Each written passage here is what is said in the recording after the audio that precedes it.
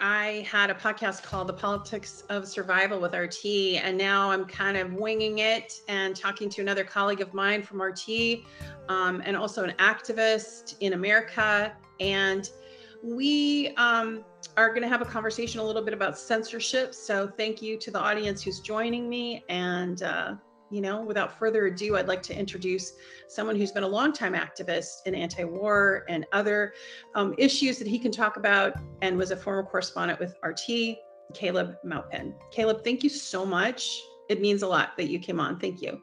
Sure. Glad to be here. Yeah. So yesterday I got the news my podcast was being shelved. What can you share with my listeners that's happening in your world? Well, RT America, the company that I've worked for the past 6 years, has closed down. We all received a layoff letter. I cleared out my desk. We got our personal belongings, and the company is ceasing production and ceasing operations. And that was quite a blow. A lot of people were very, very upset and crying and shocked. It came very, very suddenly. And we understand this is related to bank transfers and the new sanctions that have come through. And it's related to some other things like threats that we've gotten, as well as, being short-staffed. A lot of people have been kind of intimidated by the social media hysteria against RT and all things Russian lately. So I don't know what comes next, but I do know that RT America, my employer, has shut down. So, I'm in a bit of a state of shock, and I'm waiting to see how this all plays out. I've got a wife, I've got a family, and we're all quite upset by this. But there you go. That's kind of my situation. I'm trying to focus on the positive and focus on just doing what I do best, which is getting the truth out there. So there you go. Now, the censorship has extended. Lee Camp's show, of course, was canceled. His podcast was pulled off Spotify. Mine was pulled off Spotify. Caitlin Johnstone did a thing. This happened right before the closure of RT America. I've gotten threats, although I've gotten threats, Caleb, for so many years. I just it doesn't mean anything to me anymore. It just amped up a little bit because there's more troll farms, but they're threatening us with being traitors, and that, the electric chair pictures, and, and unfortunately, some of them are journalists. Like, for instance, a senior CNN reporter said I should be investigated for treason. And, it's a bit much. It's the Russophobia is just on high DEFCON 1, I would say. What are you experiencing, and are you experiencing something different? And, I have to be honest with you, I just feel like it's a tactic, and I'm not buying into it.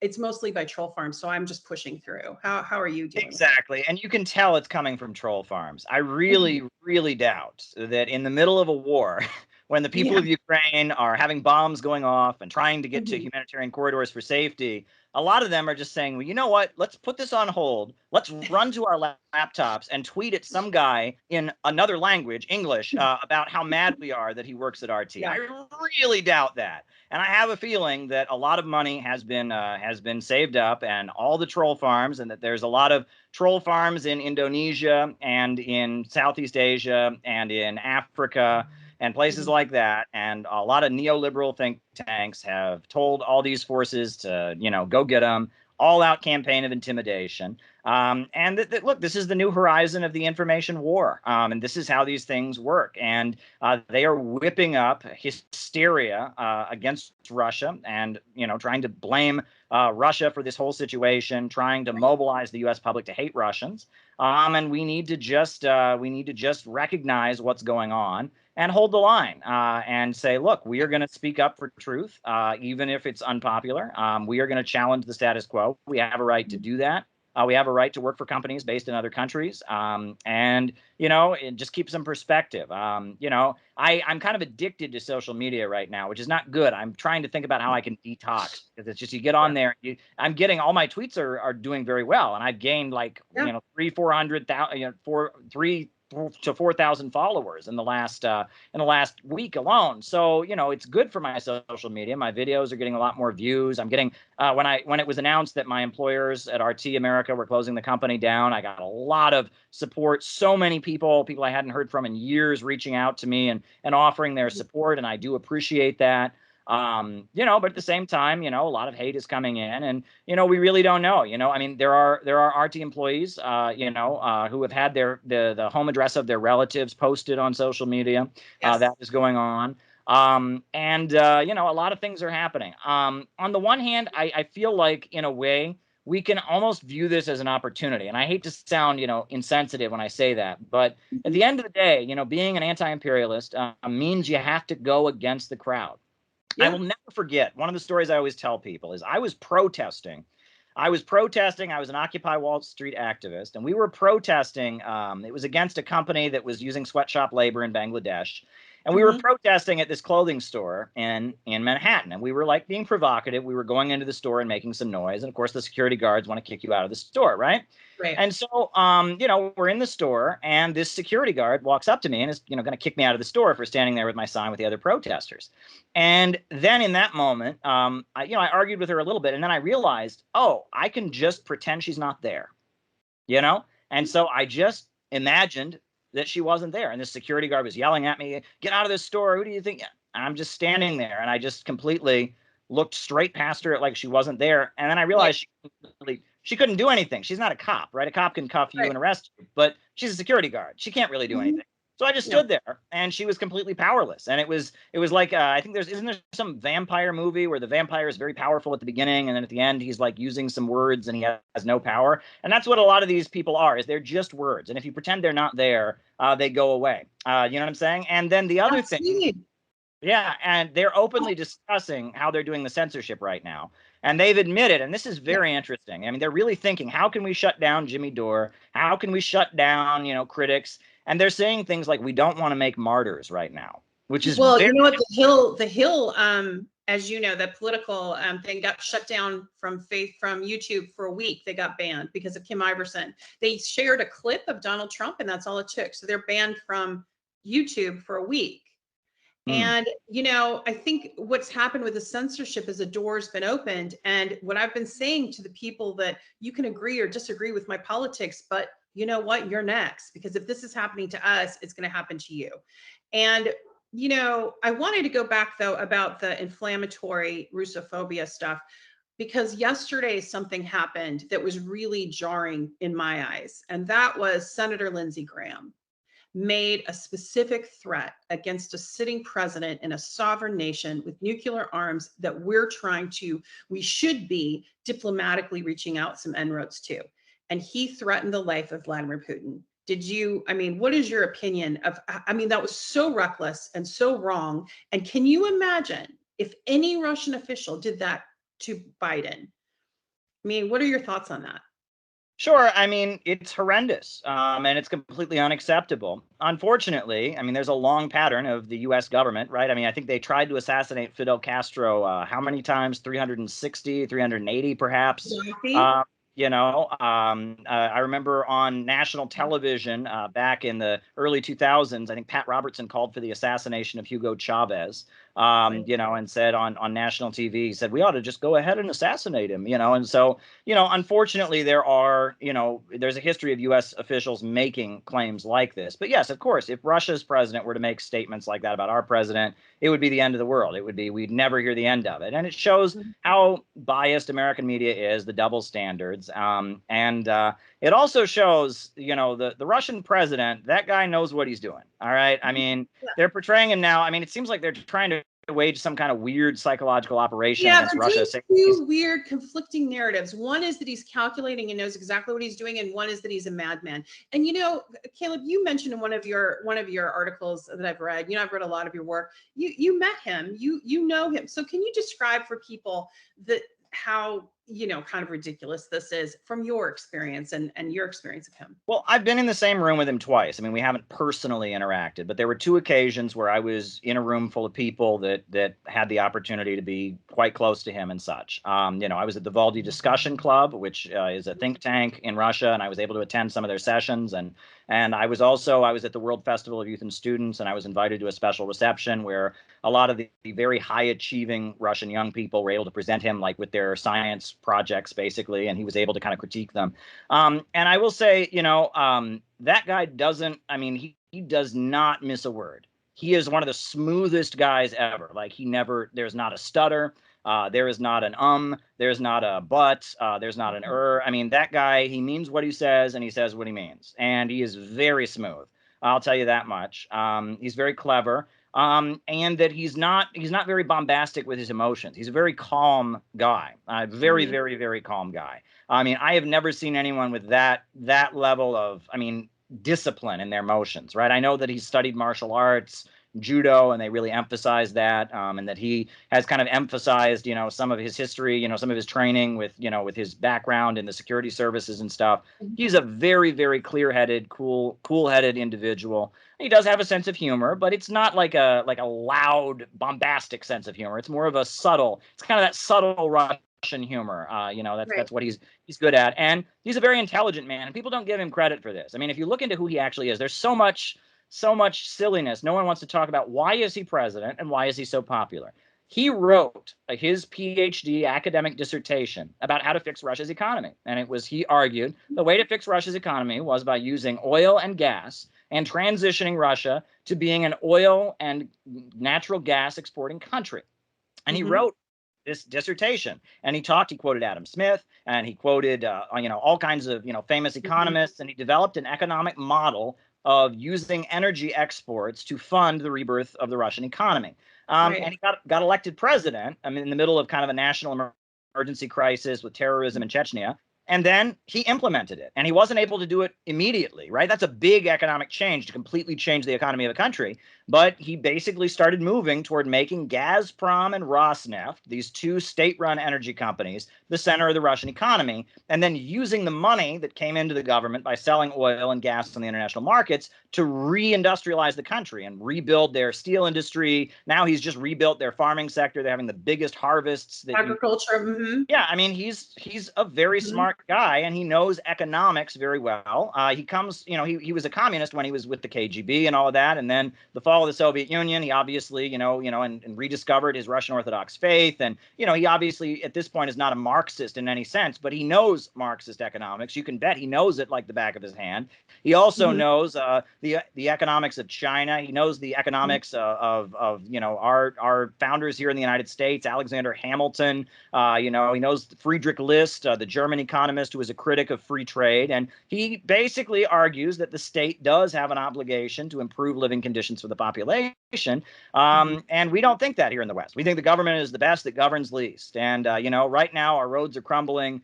We have the worst educational system in the industrialized Western world. Our government is basically in complete dereliction of duty. The country is falling apart, and the government says, well, you're on your own. Well, in Russia, they have a different perspective. And, in that meeting where I was with him, where he was talking with these students who were kind of presenting him with their science projects, right? I thought it was very interesting because it was not the kind of interaction, like I imagine, like, what if Barack Obama were meeting with like some high achieving high school kids and talking about their science project? It would be completely different. It would be, oh, I love kids and study and this and that. It wasn't like that. He actually was like giving bits of wisdom to these kids. I remember like, he was going over the projects and how he liked them. And then he pointed out, he said, this one girl, her project was about burning plants as a source of energy. And he said, this is a very, very good project. He said, but when you're presenting things, you also have to remember who the audience is, not just how good your idea is. And he says, for example, you're presenting this to me, and I am the head of a country whose main export is oil and gas. So if I hear about something that would make oil and gas go out of business, I might not be too interested. And everyone kind of laughed and smiled. And it was kind of a witty remark to make, but he was also kind of giving an insight. And the way the audience kind of listens to him when he talks, and it's not the same kind of leadership we have over here, right? It's really not the same thing. And if you want to stereotype it as totalitarianism and all that, that you're missing the point completely. Right. This is real leadership. My grandparents on both sides were Republicans, but they loved FDR. When they talked about FDR, he wasn't a Republican, he was the president. And he got them through World War II, and he took care of us during the Great Depression, and they loved Roosevelt, right? And I don't think since Roosevelt have we ever had a leader that was that loved. I mean, Kennedy was kind of close, but not really. I think, but FDR was America's president, and that's what Putin is for Russia.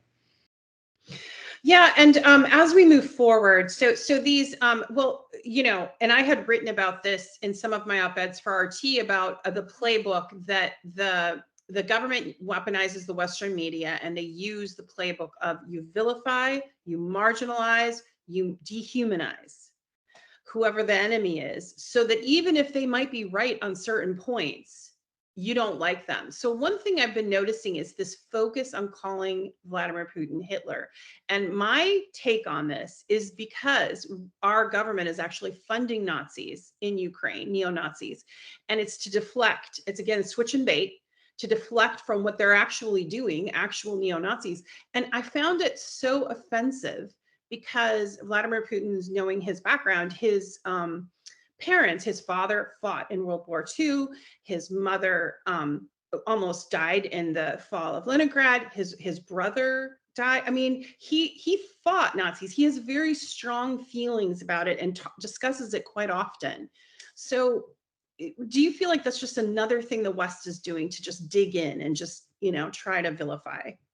Well, it reflects, the thinking of the leaders of the United States and the way they're talking in Ivy League schools on a number of levels. I mean, okay, so first things first, it's just an insult, right? The Russians Right. are very proud of their role in the Second World War and the defeat of Nazism. Mhm. So comparing one of, the Nazis killed 27 million people in the Soviet Union. So it's just psychological warfare on that front. But Yeah. also you have to remember, okay, so we have, in at the time of the fall of the Soviet Union, prevailing in the United States among people studying foreign policy, you had a lot of people that were studying what they called Sovietology or Kremlinology, and that was dominated by neoconservatism. And you had Irving Kristol and Leo Strauss, and they were the two big giant intellectuals of Sovietology and Kremlinology, and they were the founders of neoconservatism.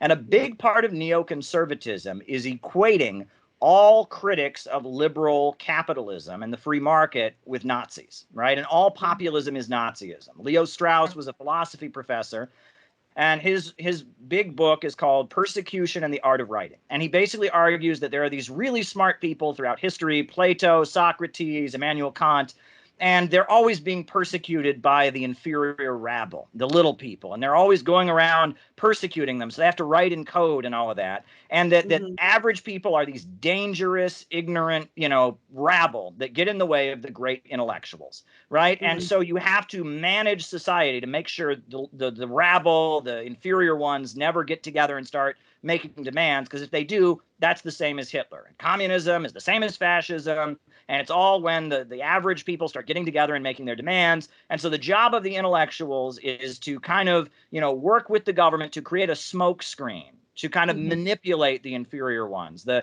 kind of view average people as like little children who, the world events are too complicated for us to understand. And the smarter people, Right. the folks who go to the Ivy League schools, their job is to just give us this very black and white view of the world and Yeah. manipulate it in order to make sure that the bad, countries where the rabble are out of control and you get a Putin or a Xi or a Fidel Castro, that they get beaten back. And that's the neocon perspective. It's very elitist. And you can see it like blatantly right now. Leo Strauss, his favorite TV program was Gunsmoke. He loved Gunsmoke, the cowboy. Oh, yes. And Yes. Yeah. people joked about how Gunsmoke, the good guy always wore a white hat and he was all good, had no flaws. The bad guy always wore a black hat and he was always completely bad, no redeeming qualities. That's the Right. way they're portraying the situation. And Leo Strauss said that's how Americans should come to view foreign policy. And that's what we're getting with this whole Ukraine crisis. And so there you go.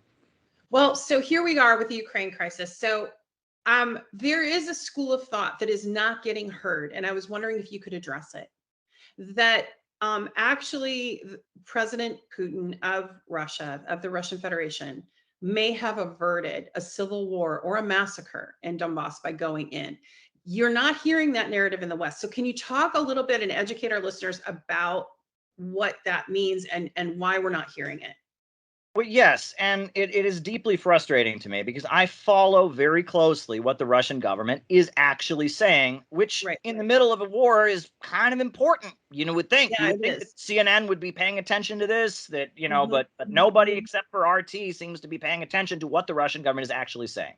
So about a month ago, Joe Biden and the United States and Britain all announced Russia is preparing to invade Ukraine. And I watch these press conferences, and Nebenzia of the Russian Federation, the Russian foreign ministers, I mean, they all got up and they said, no, we're not. We are No, we're not not. planning to invade Yeah. Ukraine. We don't know what you're talking about. We're not planning to invade Ukraine. And the United States said, oh, but you're having military exercises in Belarus. And Nebenzia, and he got up and he said, we have these military exercises every year. And we announced to you that we're doing them just so you don't freak out. And they said, no, no, no, Russia's about to invade Ukraine. Russia's like, we're not invading Ukraine. So after the USA just wouldn't let this go. So then you'll recall Russia started moving their troops away from the border. They started moving troops away from the border. Yeah, yeah. And there's video of it. And Joe Biden said, oh, I'm not sure this is really happening. There's video. I mean, it was not a secret. I mean, and the USA has satellites on Russia. You think that any troops move without them knowing about it? They're watching all of this very, very carefully. They started moving their troops away from the border. And then that's when the bombs went off in Lugansk and Donetsk. And then immediately the shelling that the people of Lugansk and Donetsk have been facing for the past 8 years, the drone strike, all started escalating. And it looks to me like basically, Biden blames Putin for getting Trump elected. And he said, we're going to get into office and we're going to take revenge on Russia. He waited for a year to try and stabilize with the pandemic. And then he basically told the Ukrainian officials, all right, go and take back Lugansk and Donetsk, kill those people, slaughter them. Go in and just wipe them out, right? You killed 14,000 of them so far. They're allies of Putin. They're Putin's puppets. Biden told Zelensky, just let the Azov battalion go in there and wipe these people out.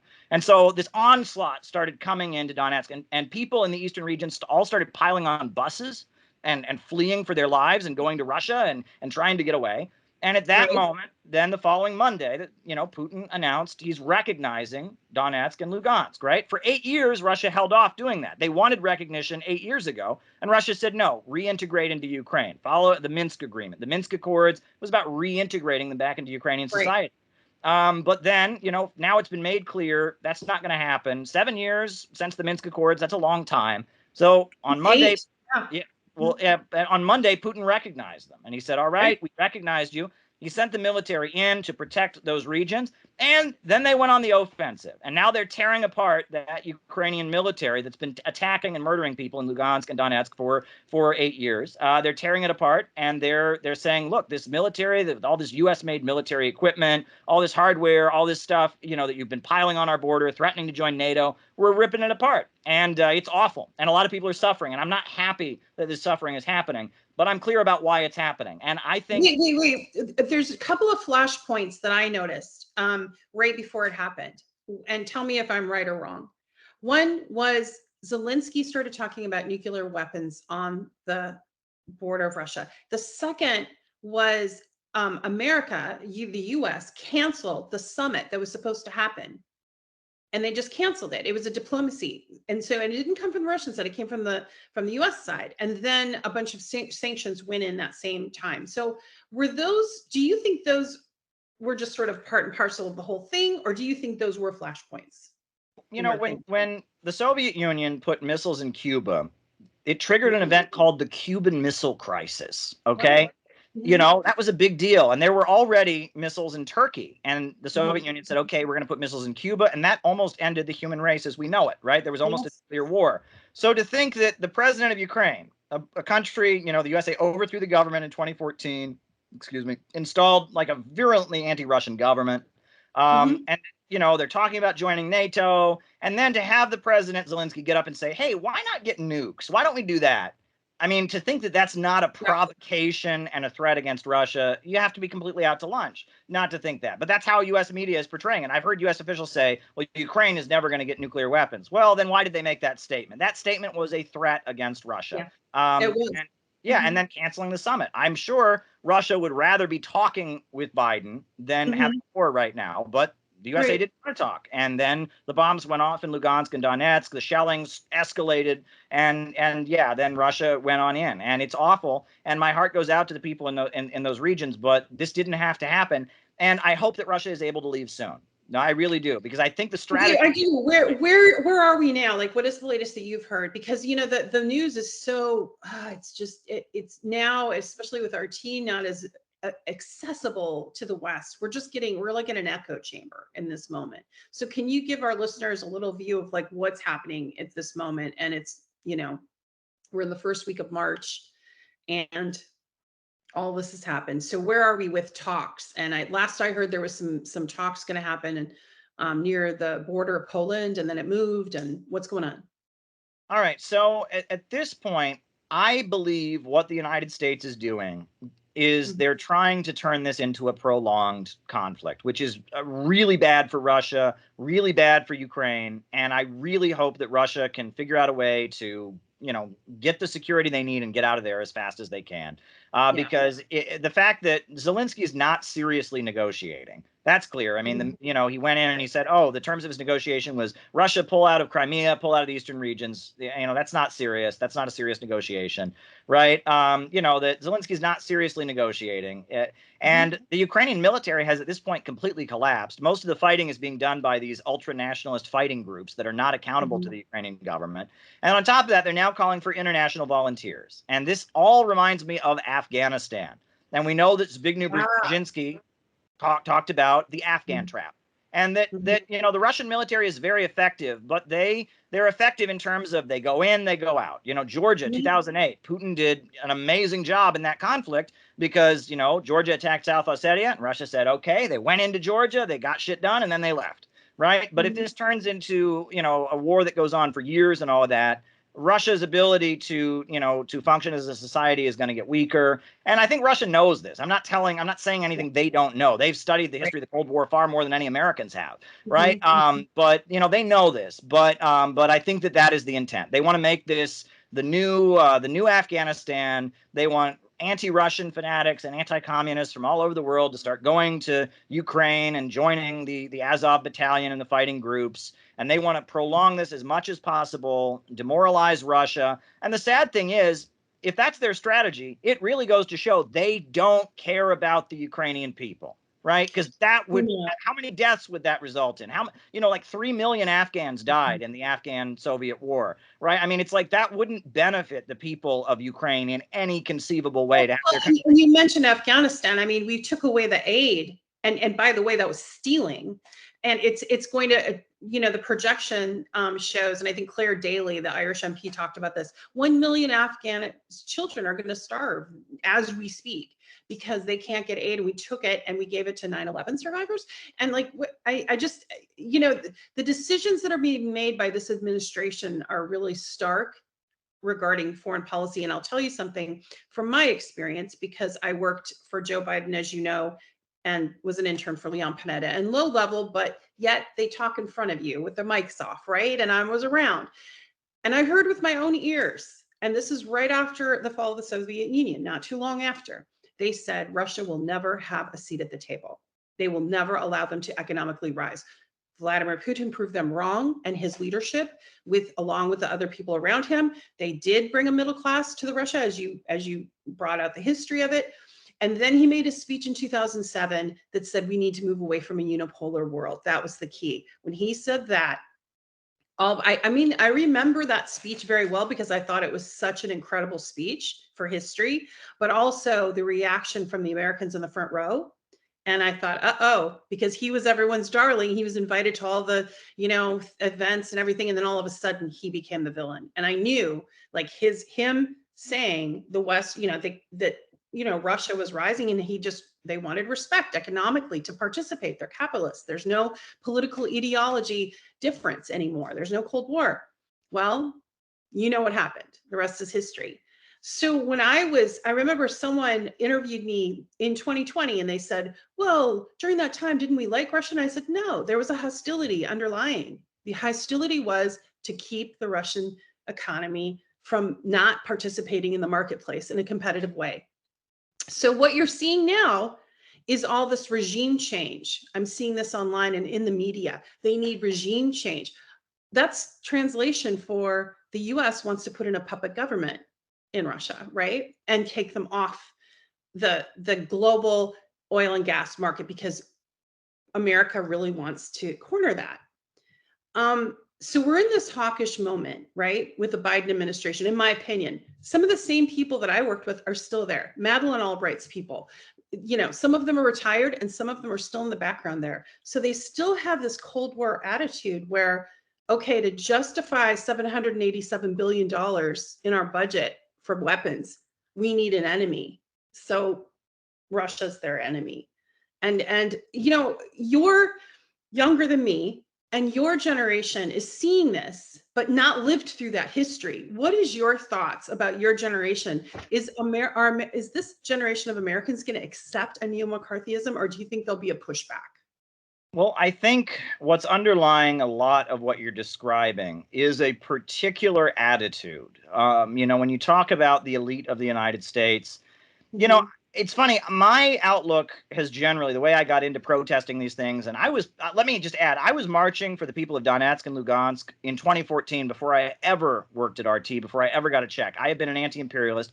I was trained to come at things as a Marxist. I worked for former U.S. Attorney General Ramsey Clark at the International Action Center, and I looked at things with a Marxist-Leninist perspective. But I have learned a lot, and I still, frame things in Marxian terms, but I realize there's a bit more to it. And that among the American elite, there is a certain faction that you can call, I think Carol Quigley, who was the professor of Bill Clinton, who was an academic who's widely respected.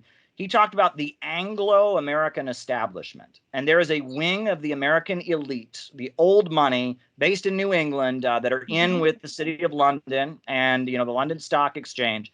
And they have a particular worldview. And that worldview is rooted in the idea that basically the way the world should be set up is that they should be the middleman in global trade. They admire the Roman Empire. Mark Zuckerberg says his hero is Caesar Augustus. Who was the Pax Romana, right? And the way the Roman Empire worked is they were the middleman in global trade. They let other people have their country, but if you did business, all roads led to Rome. You couldn't build a road from one end of the empire to another. They were the middleman in global trade. And the world under the Roman Empire got poorer, and Rome continued to enrich itself, right? That's the model that they believe in. And that's very much the model that the British imperialists had in the 1800s. They wanted to build the world's biggest navy. If you wanted to trade, you had to go through them, and that's the way their empire worked. And that is very much the English model. Whereas if you look at Russia, and you can go before Stalin, before Lenin, before the Bolsheviks, go back to Catherine the Great, go back to Ivan the Terrible, there was a different model, and they did have an empire, but their model was quite different. It was like, we're going to have joint development. We're going to have a strong central government that brings different nationalities together, and we're going to stabilize these regions, and some people talk about Eurasianism versus Atlanticism. I like to say continentalism, because I don't think it's inherent to Eurasia, Russia, and China. I think it's that when you have a civilization that develops on a landmass versus a civilization that develops on a sea by controlling trade routes, they're going to develop differently. And this is geopolitics. And this is a lot deeper than the classic Marxist-Leninist view of things, which is my primary influence. But that is the prevailing view. And I think that's why they, you heard what you heard. They will never let Russia have a seat at the table because they are Atlanticists. And a big part of their view is Malthusianism. The idea that there are too many people in the world. That's the cause of our economic problems. The Nazis, they viewed, the people that they exterminated, the first people they exterminated were disabled people. And they put up posters everywhere calling them useless eaters, right? And that is how I think Joe Biden and Kamala Harris and a lot of the wealthy people in the government of the United States, they view the majority of humanity as useless eaters. And they think that, with the computer revolution, we don't need these people to work in factories anymore. We don't have a place for them. And they're having too many babies, and they're not making wise, family planning decisions. And, we just got to starve them out, right? That's the way we're going to solve these problems. Cull the herd is what they're doing. Yes. Yeah, and so Joe Biden's starving Afghanistan, and look, it's not just that. These latest sanctions on Russia, and this is important. No one's talking about this. Russians are talking about it. Brazil is talking about it. Right? People in Africa are talking about it. American media is not mentioning it at all. They just put a huge tariff on Russian fertilizer. Russia's the main producer of fertilizer in the world. Brazil is not going to get fertilizer to fertilize their crops. African countries are not going to get fertilizer to fertilize their crops. And there's already malnutrition going on all across the world because of the pandemic and supply chain issues. And if come this spring, a lot of countries don't get their Russian fertilizer delivered, and those crops don't get fertilized, the food supply in the world is going to drastically decrease because of these new sanctions on Russia. There is going to be a crisis of malnutrition. And I think Joe Biden seems to be okay with that. He's the starvation president. And it's not just for people around the world. It's for us Americans. The price of food is skyrocketing right now. And as the president, he has the power to do what Richard Nixon did and sign a price freeze, right? That's what Richard Nixon did. 90 days. The president has the ability. With the stroke of a pen, he could make the price of eggs and milk and bread stop going up. Just with a stroke of a pen. That's all he would have to do. He's not doing that. Why is he not doing that? Well, I think he thinks a lot of Americans are useless eaters also, because when it really gets down to it, most of America is not New York City, and it's not Los Angeles. And most of America still believes in economic growth. Most of America still has a more or less industrial view, and that a lot of the way the American economy used to work, if you go back to the 50s when it was booming, was more in line with what they're doing in Russia and China. It was more of a continentalist view, right? And this Atlanticism, I talk about the Atlanticist pathology, this idea that we can just dominate global trade and keep the world poor. That has kind of taken over the United States in the last several decades. And I think when it gets down to it, a lot of average Americans are pretty tired of this also. And a lot of Trump's rhetoric about America first and all of that, a lot of it was kind of appealing to this feeling that our leaders are more concerned about dominating the world than they are about making a better life over here. Very good. Very, very well put. And, it makes me wonder about the coming elections, of course, how this is all going to play out. I mean, I have a theory, but I don't think that the people, I mean, the Democrats have had the House, Senate, and the White House and have been unable to pass any domestic legislation. And then, of course, we have a war. And what has that done? Well, first of all, I saw someone put a meme up and said that Vladimir Putin killed COVID, but it was a joke, but it's kind of true that all of a sudden there's no COVID. That's not even a discussion anymore. And people are the mask mandates have lifted. And then, so I feel like people are getting it, that we're just manipulated by the administration weaponizing the media. And at some point that has to change. The propaganda has become with social media, giants censoring and manipulating and kind of, putting people's minds in a certain groupthink. You're seeing that. And going back to your Marxist roots, my mother was Marxist, and I remember as a young child, I was on a farm in Wisconsin. I brought my Karl Marx book to school, and I was talking to people about it. And there were some kids, even though I had Catholic background, but there were kids that were Lutheran and Catholic. And I said, there are people who think that there is no God, and talked about that. Anyway, the school called my mother, and they had to have a meeting. I wasn't allowed to bring my Karl Marx book anymore. And it was my version, and you can imagine at 10 years old at interpreting that, so you can imagine what I was saying. But I was given an orange sash with a I became a safety patrol on the bus. So they gave me a badge with an orange, and I get to boss everyone around. So that's how they deflected my energy. They utilized your authoritarian tendencies, I guess, right? So I became a fascist right away. Yeah, it's amazing. You give someone a badge and power. But anyway, going back to what you're saying, I think that there's a lot in the educational system with Americans where we're not taught different views. I was taught different views because I came from a family of artists and people that were interested in geopolitics and had lived all over the world. And so I was exposed to different ideas and thoughts, but most Americans are not. And in our school system, it's very rigid, and people don't realize that. Our school of thought is very rigid and what we're supposed to think and not think. Sure. And I mean, there's been a weird flip because what you're describing is very real. And I've said this many times and in recent interviews, but it keeps coming up, but I have to keep saying it because I keep remembering how true this is. My whole childhood, everyone said to me, my aunts, my uncles, my mom, my dad, my cousins, you're going to love college, Caleb. Oh, you're going to love college. College is going to be so amazing. You're a college type guy. You're always, questioning things and reading obscure books. You're going to love college. I got to college and I hated college. I was miserable in college. And that's because academic institutions in the United States have greatly changed.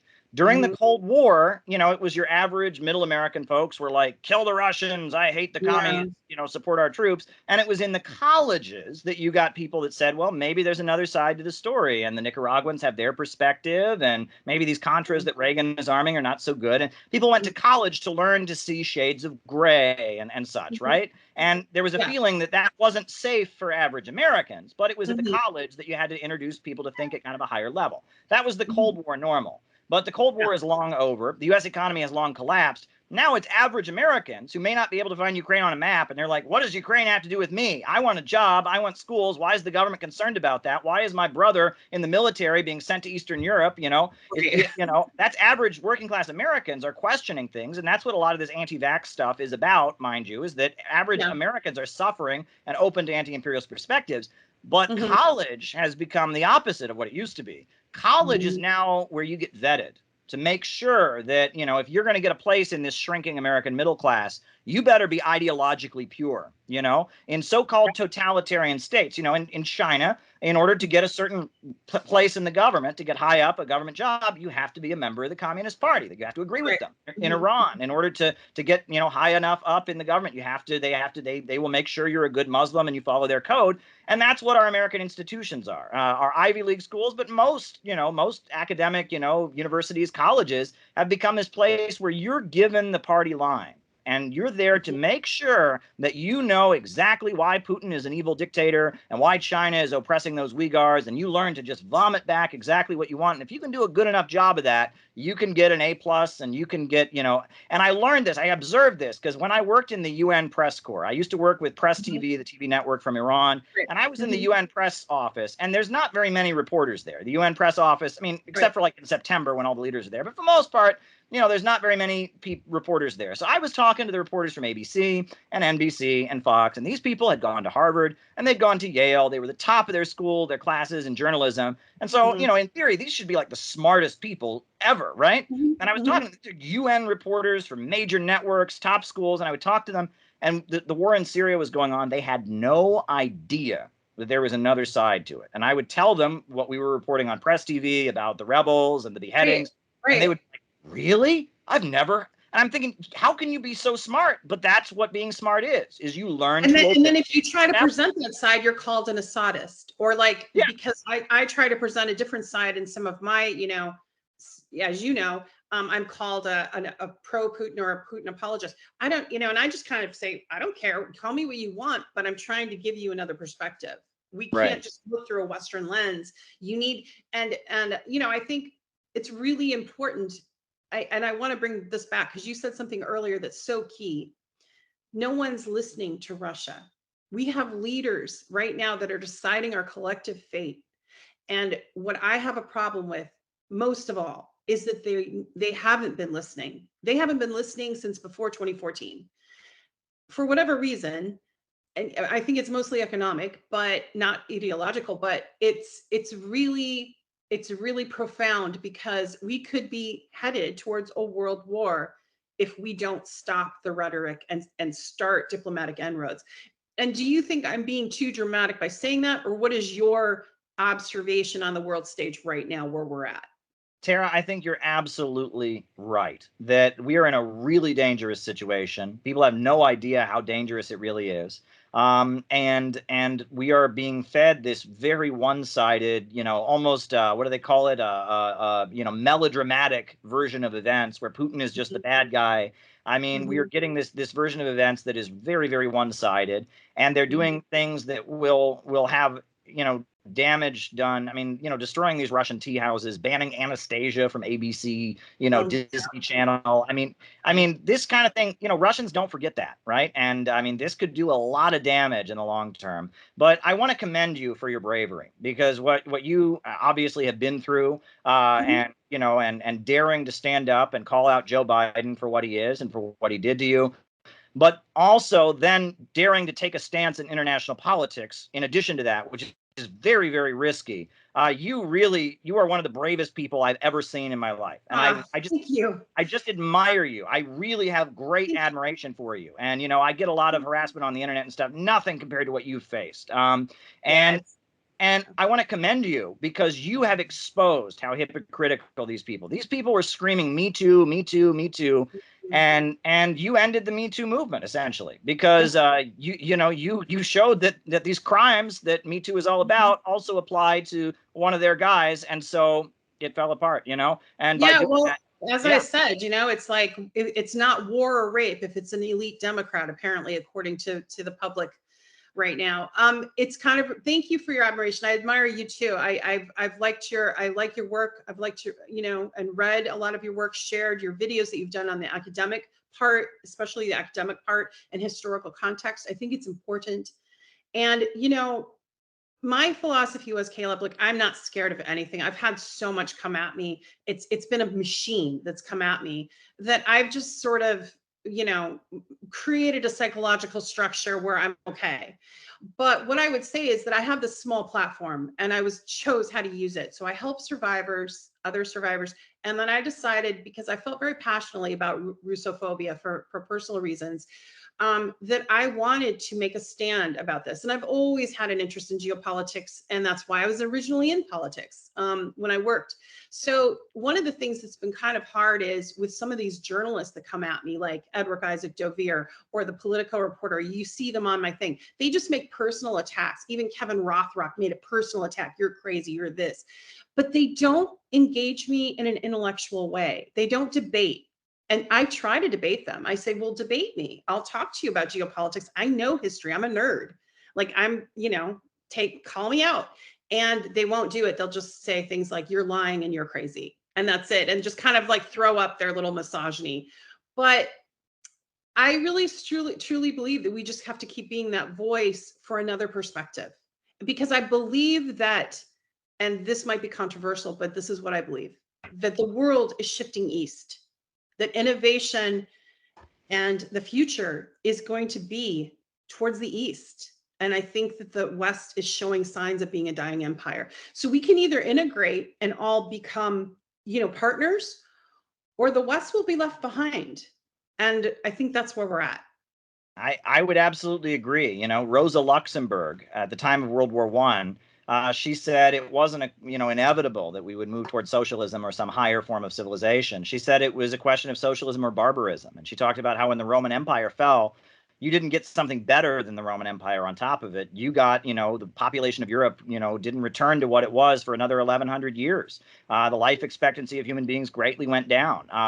Conditions all across Europe deteriorated because the Roman Empire had fallen. It had just gotten worse and worse, and it finally collapsed. And that may be what we're headed for in the United States, and I really hope not. And that's why I call myself an American patriot. As weird as that might sound, I am an American patriot because I want Americans to know I don't want that to happen. I do love my country. I love my fellow Americans. That's why we're speaking up. Exactly, because we do care. I mean, if we didn't care, we wouldn't speak up. We'd let it go, right? Yeah.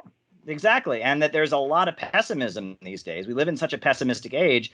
But what we need now is optimism. And we need to say that, look, there is a beautiful country here of people who believe in growth, of people who want to make a better life. And those people need to be represented. And that these war makers, Joe Biden and Kamala Harris and Victoria Nuland, they don't speak for average Americans. And so that's why I'm patriotic. That's why I'm a populist. That's why I'm a socialist. So that's kind of where I'm at politically. And, I'm open to hearing different perspectives and learning about it. And I really appreciate you having me on your podcast. It's a real honor for me. Thank you. And then how can my listeners find your work going forward? Well, my main platform now is YouTube. I'm Caleb Maupin. I'm also on Rockfin, Caleb Maupin, CalebMaupin. And I run a think tank called the Center for Political Innovation, which is, we're having conferences around the country, cpiusa.org. So if you're interested in hearing, this kind of perspective, you can check out the Center for Political Innovation, cpiusa.org. And you have an event coming up. Yes, and you're going to be giving a presentation, a video message to it. That's March 12th in Austin, Texas. We're going to have an event. We're getting a lot of threats, but we're spending a lot of money on security to make sure that it's safe, that we don't have a problem with disruptions or attacks. And it's going to be in Austin, Texas, March 12th. So, if you want to hear a lot of different people who share this kind of anti-war patriotic perspective, come to the conference. Well, thanks. And thanks again for taking the time out to speak with me. And thank you, all my listeners, for hanging on. And we will be back with the politics of survival. And thank you, Caleb.